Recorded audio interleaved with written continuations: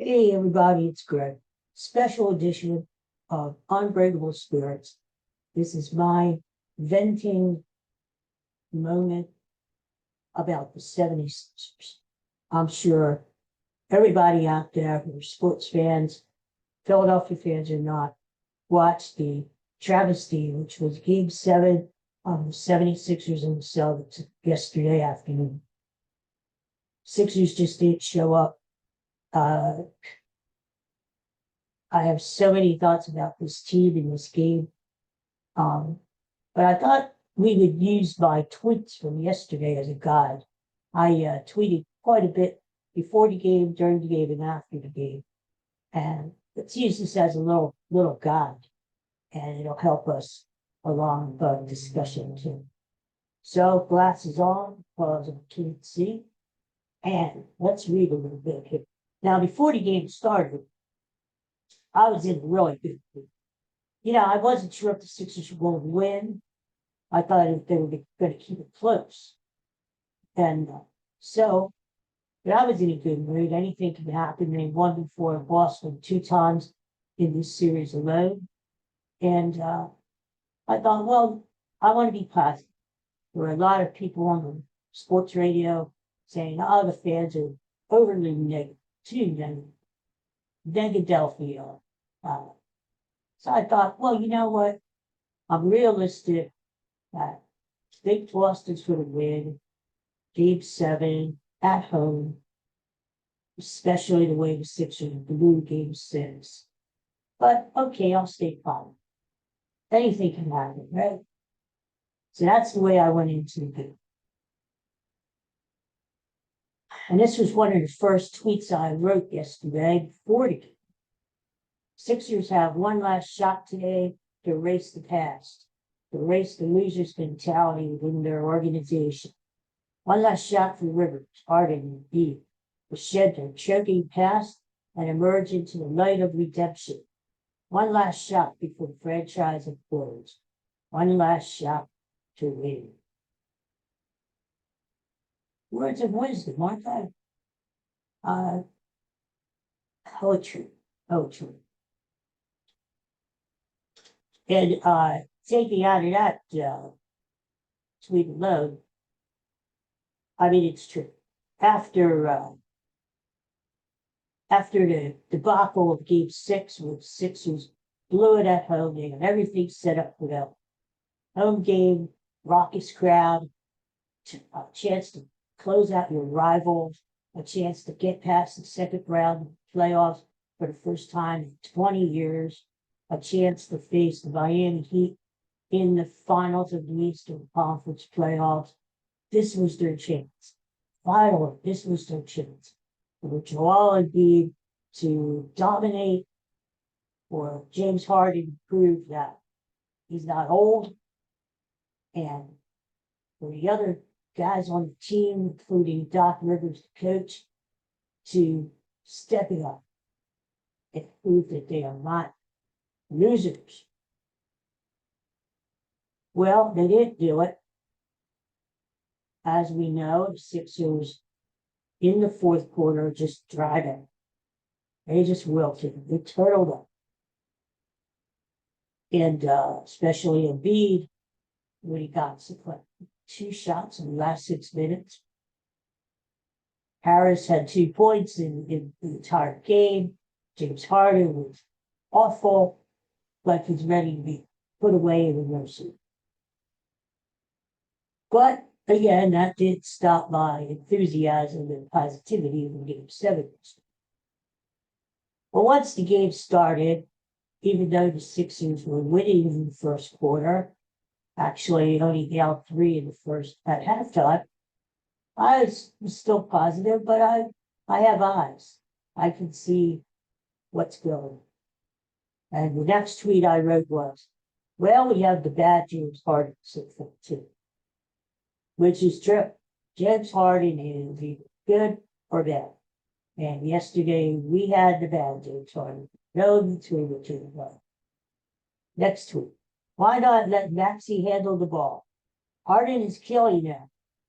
He looks slow, sluggish, missing threes bad. turning the ball over. Doesn't have the burst to drive down the lane. Rivers is sinking or swimming with Harden. And that's true. Letting Harden run the offense, handle the ball was suicide. You can't do it anymore. He doesn't have the strength or the burst to drive down the lane anymore to get that shot up that he used to do. His shots are either blocked, or knocked out of his hands, or the ball comes up short of him. That's James Harden. He doesn't have enough lift in his legs to make threes consistently. He's just a mess. And instead of Rivers, and here's where I'd let him to, letting Maxey handle the ball most of the time. Now, Maxey's going to have turnovers himself, maybe make some bad decisions.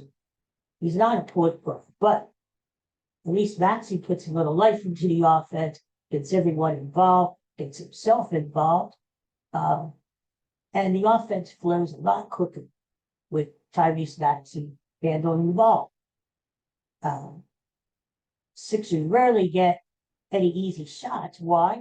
Because when they're in transition, everything slows down. Harden walks the ball up. It's ridiculous. That's why the Sixers don't get easy shots. Everything goes back to James Harden. And without getting off track here for a minute, the trade to get James Harden, people are still saying on the radio, unbelievably, that the Sixers won that deal. No, they did not win that deal. No. The Sixers lost that deal. Because even though they got rid of Ben Simmons, they could have gotten a better package for Simmons. What about Tyrese Halliburton and Buddy Hield from Sacramento? Young point guard in Halliburton, have a young backcourt in Halliburton and Maxey for the next 10 years. Buddy Hield coming off the bench shooting threes. Do you mean to tell me the Sixers lost that deal? Don't forget, the Sixers included in that deal Seth Curry. You think the Sixers could have used Seth Curry during this year? All those number one draft picks that GM Daryl Morey, who's a warhead, dealt away. And Andre Drummond at the time, even though Andre Drummond isn't on the Brooklyn Nets anymore, he could have helped the Sixers with, he was the best backup center Joel Embiid ever had. Why? Because Drummond is a fierce rebounder. He's one of the best rebounders in the league, even though he's coming off the bench. And you mean to tell me the Sixers didn't win that deal? Clueless. More tweets. Embiid not stepping up so far. Well, that's obvious. There I was captain on this. That goes without saying.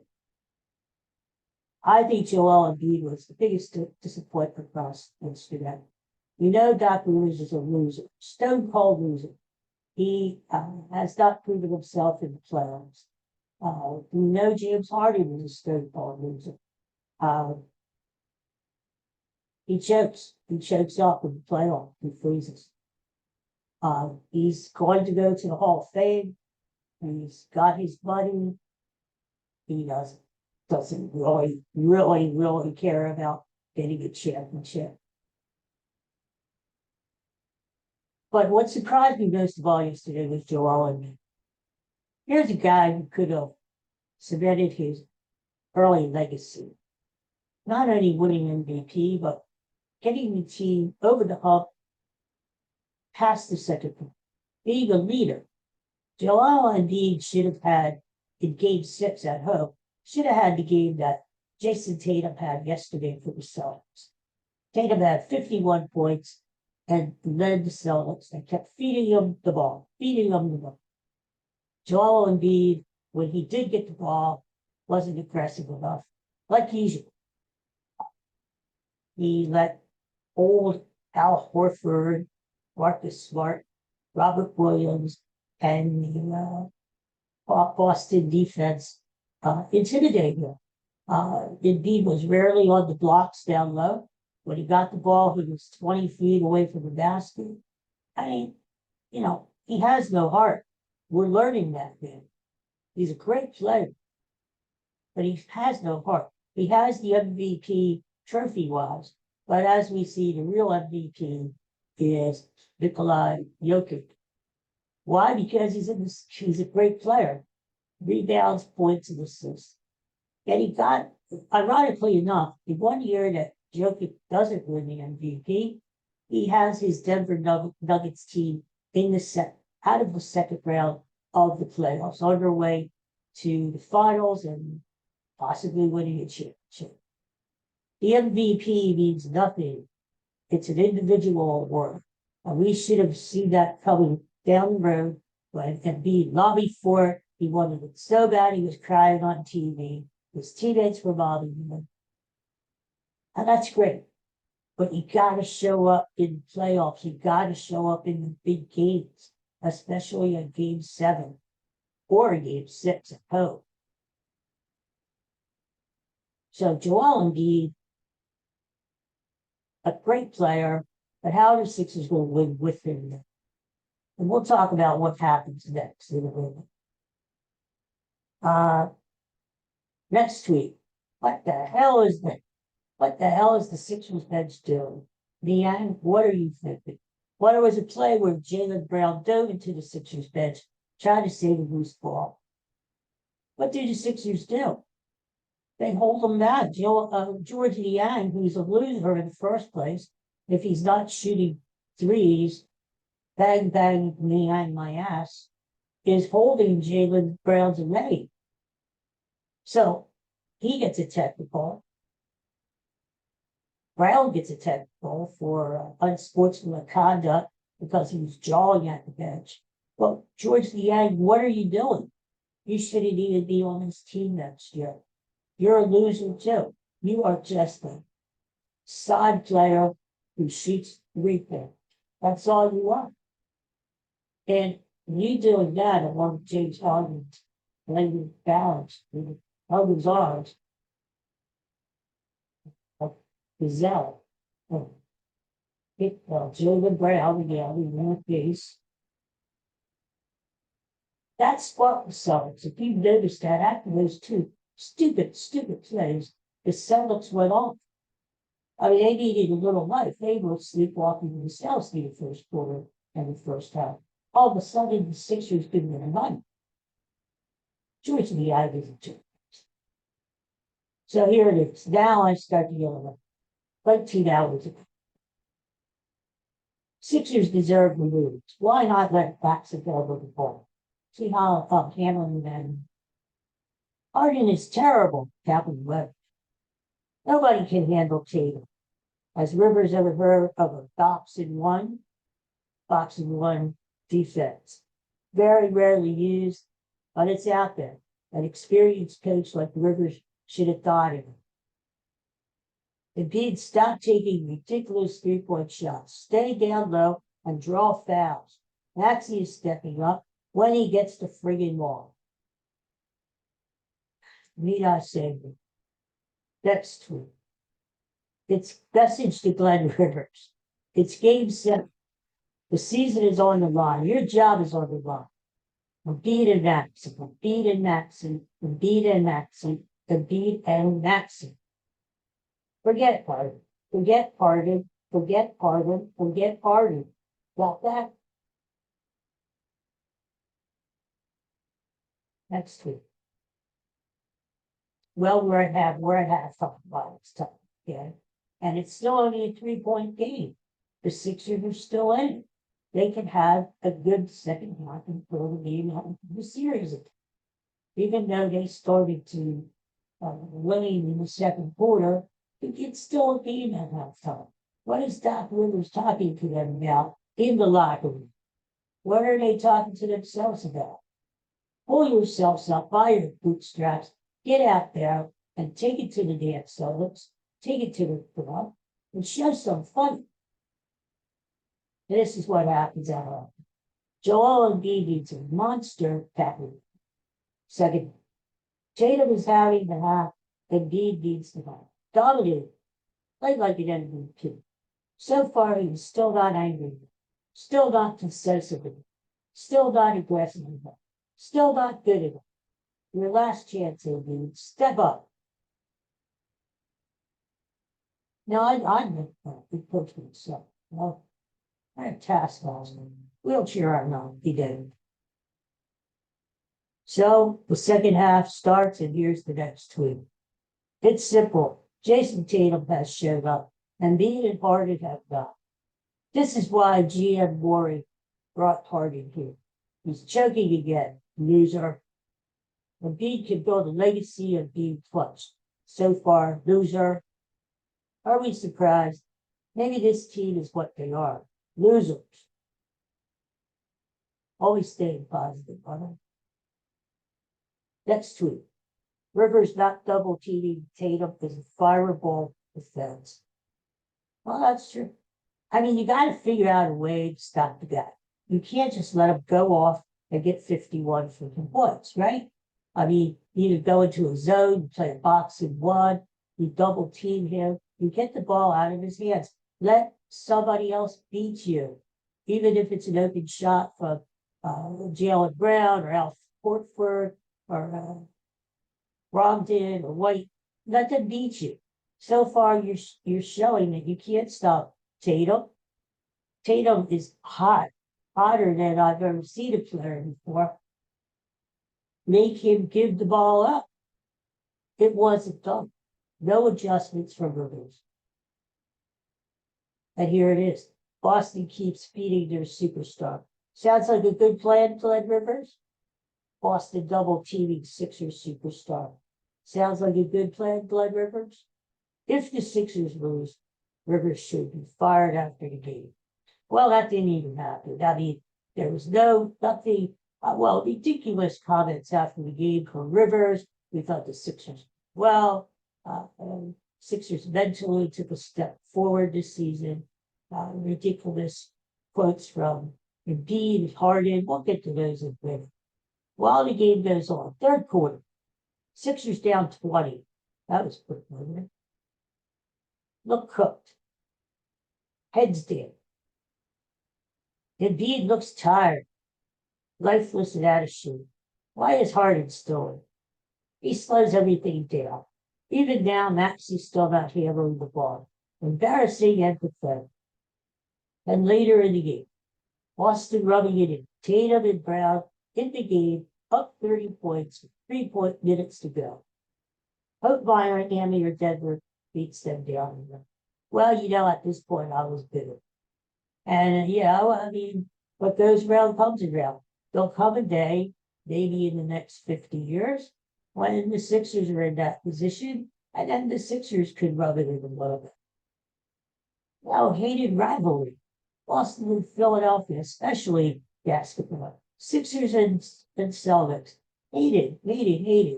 And that's why it's really disappointing that the Sixers, especially their so-called superstars, did not step up in this game. I mean, for themselves, for the franchise, for the fans.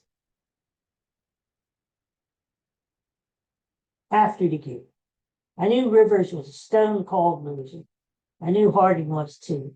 But I really thought Joel Embiid would show up. Knowing Jokic is in the second round and playing great, I thought he would be motivated, determined, and focused to at least go down with the fight. Instead, he let fear win. And then I have a brief one here. Calling Jay Wright. Now, Jay Wright retired from Villanova and is now doing TV work. Well, he's exactly what the Sixers need. He needs a breath. They need a new voice, number one, because it's obvious this team is going to be tired of hearing Doc Rivers. They need a winning coach. They need a winning GM. They need winning players. They need people who have won before, people who know how to win, not losers. The GM is a loser. He brought James Harden in. He did nothing to help this team improve during the year, nothing to improve their bench. He's a loser. He never did anything when he was in Houston. We know James Harden was a loser. We're finding out that the Glenn Rivers, of course, is a loser. We're finding out Joel Embiid is a loser. The owner, Joshua Harris. Sure, he might care about the team amongst his other franchises, the Commanders and the Devils. But he's the one who hired Warrior Rivers. He signed off on these guys, and it's obvious that they can't do the job. They can't bring a championship to Philadelphia. And that is the goal. Bring a championship. Who cares about getting out of the second round of freaking playoffs? Even though the Sixers can't do either. The goal is a championship. Philadelphia 76ers haven't had a championship since 1980. 40 years. 40 freaking years. Not even getting close.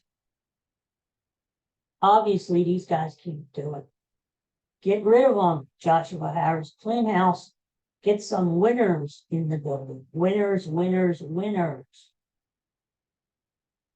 Okay, so Rivers saying after the game, he thought Harden came to play is another reason to fire him. It's not okay to take a step backwards, Glenn. The season was a bust. The Sixers got mentally better. This season is a total joke. Bye, Glenn. And they should say bye to Glenn Rivers. Who knows where he'll end up, and I don't really care. Just like Brett Brown. He was a loser, too. This franchise has made so many losing decisions over the years. No wonder they are where they are. So many bad draft picks. The process was a failure. What did all these crazy process fans at San Diego, what did they get out of it? Nothing. They got Joel Embiid, but we're seeing that Joel Embiid has no heart. They drafted Ben Simmons, big mistake there. So many other players who were big mistakes. They traded away Mikal Bridges on draft night, big mistake. They brought James Harden on board, big mistake. They let Jimmy Butler go in favor of keeping Ben Simmons and Tobias Harris, who is a nobody. He's got a max contract, but he's nobody. The Sixers were foolish giving him a max contract. More mistakes, more mistakes, more mistakes. Are we surprised at all that they're in the situation they are in? Now, what do they have? They don't have high draft picks. They don't have money under the cap. We're going to need to trade Tobias Harris to clear some money. They don't have draft picks. Who wants Tobias Harris? He is just an average player with a big contract. And the Sixers are just, they're stuck. They're in perpetuity. They are in perpetuity. Basketball, not basketball hell, they're in basketball perpetuity. In between heaven and hell. More stuff. For years, the Sixers tried to lose on purpose. Hard to lose. And now they are trying to win and can't get by the second round of the playoffs. Until the 76ers break their losers' mentality, expect more losing. Losing coach, losing GM, losing superstars, losers. Harbaugh is a bitch. Well, that's true. Think about it. Sixers tried to lose on purpose for many, many years. Who does that? Tanking. I know teams do it, and maybe they do it more successfully because they make the right moves at the end of the day. To me, I was never a process guy. To me, it's stupid, it's silly, it's a slap against the organization and the fan base to try to lose on purpose. Why are you losing on purpose? Why did those fans go down and support that team while they were losing? Paying for their tickets, paying for parking, encouraging that feeble franchise to lose. It is just ridiculous. And this is what we have at the end of it. Still no championship. So now that they tried to lose, Harbaugh is a bitch because now they can't win. There you go. The comments from the Sixers after their blowout loss are flabbergasted. That's an old boy. Players not taking responsibility, players making excuses, lies, fantasy, losers mentality. atrocious.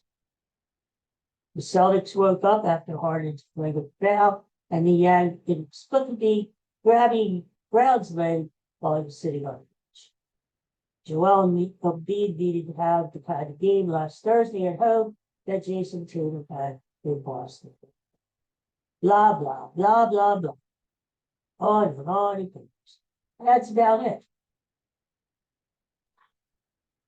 All right, so what does this team do? Well, I think a couple things initially. Number one, Glenn Rivers has to go. He has proven that he is not the coach for his team, and even if he was, he had a chance and he blew it. He's got a loser's mentality, and made it, like we talked about, the Sixers feed to bring in winners.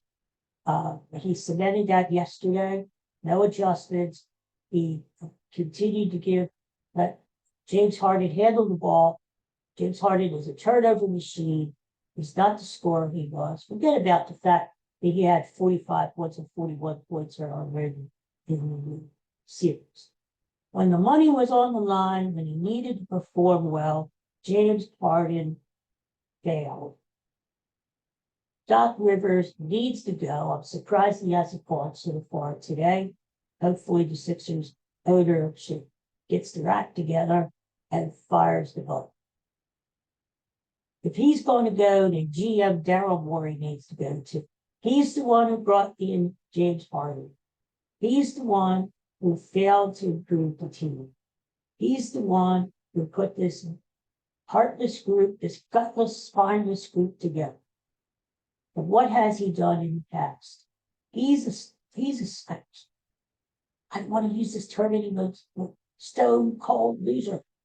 I know Howard Eskin owes the rights to that, and Howard is probably saying it. But another loser. Daryl Morey, another loser. He needs to go. Go. Start there, okay, Sixers. Try to trade Tobias Harris. He's worthless. He has 1 year left on his contract. Maybe a team will take him for 1 year and then get that salary cap space in terms. Get him out of here. Just looking at the guy, he gets sick. He's average. He's just a guy. The one player I would keep is Tyrese Maxey. He's young. He's 22. He's likable.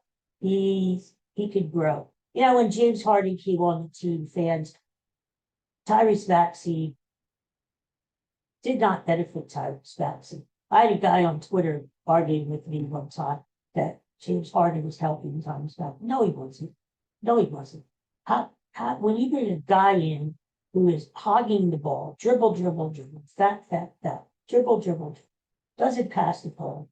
Maxey was on his way to becoming a superstar, an all-star.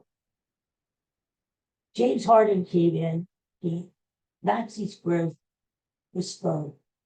In fact, smart Doc Rivers, he is, put Maxey on the bench for the time. Instead of that loser, the Andre Elton, who we saw in the playoffs, is just an average guy. He's just a bench guy. He wasn't even doing anything from the bench for the Sixers in this series. Another bad decision by Rivers. That kid Maxey, thank God he didn't ask for a trade. They screwed with him and just leave him alone, give him the ball, and he could be a great player. Build around Tyrese Maxey. If you're ever going to trade Joel Embiid, now's the time to go. Coming off of an MVP season, he's probably at his best work. That's what I'm trying to get at, figure out. I can't see how he's going to get any better. He's injury prone. He's getting older. He's shown he has no heart. Now, Dr. J was on TV not long ago and said, even though Embiid is a great player now, he can get better. How? He could still get in better shape, lose a few pounds, put on some more muscle, get down in the block, dominate other people like Shaq did. And I'm not saying Chamberlain. I'm not saying Embiid is a Wilt Chamberlain or Shaquille O'Neal. No way. What I'm saying is Embiid can be more aggressive, more decisive, more determined, more motivated, and physically he can get better. He seems like he's always tired.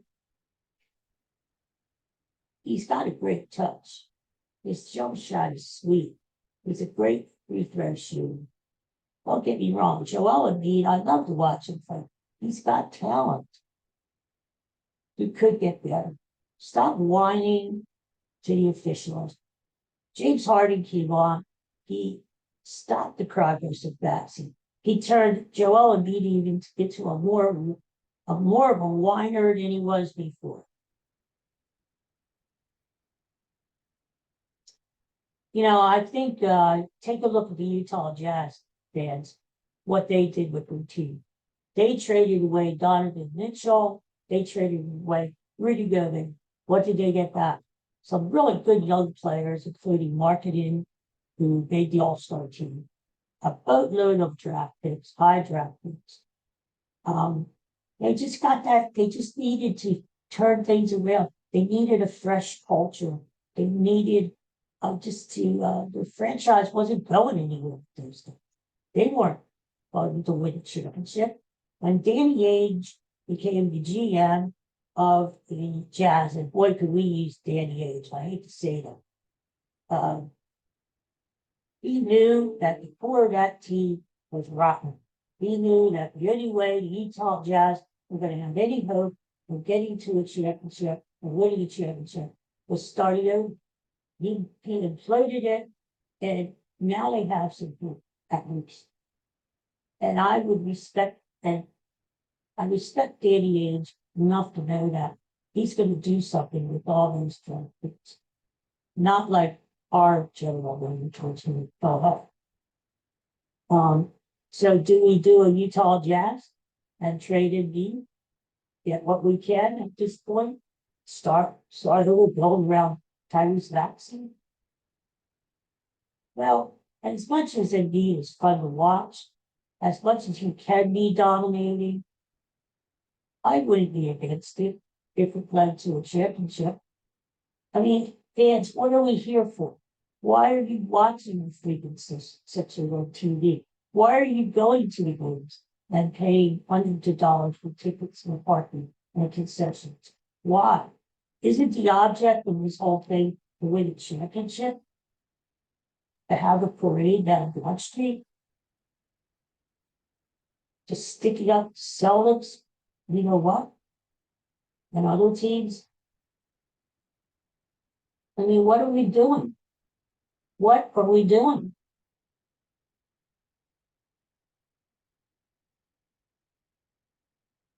If you guys have any better ideas on Twitter, hit me up and tell me. It will be interesting to see what Josh Harris and the Sixers ownership do in the next coming days, weeks, or in summer. I know for certain the coach needs to go, the general manager should go, some of the players should go.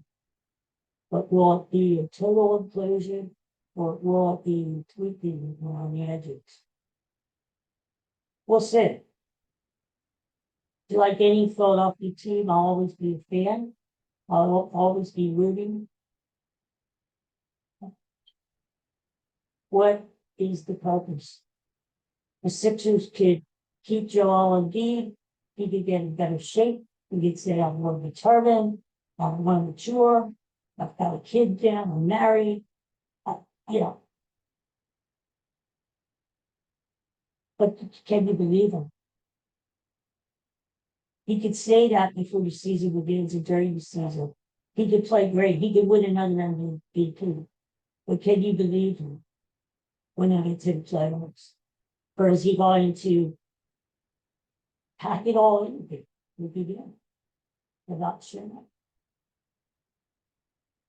Until Embiid shows me that he's a winner, until this team shows me that they are winners, I'll be a fan and I'll root for the Sixers, but I'm not all in on them.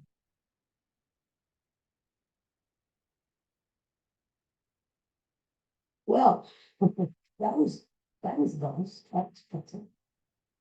Thank you for joining me today. Thank you for letting me vent to you and to the world.